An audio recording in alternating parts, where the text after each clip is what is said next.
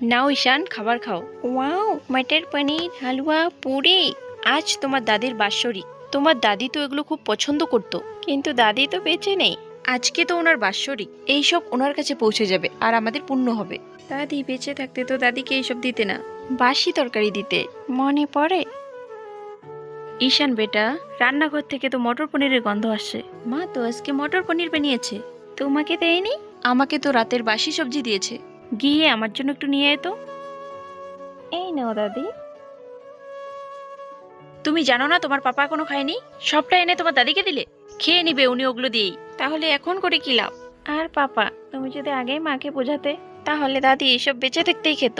বাবার সাথে এইভাবে কথা বলে আমি এই সংস্কার দিয়েছি?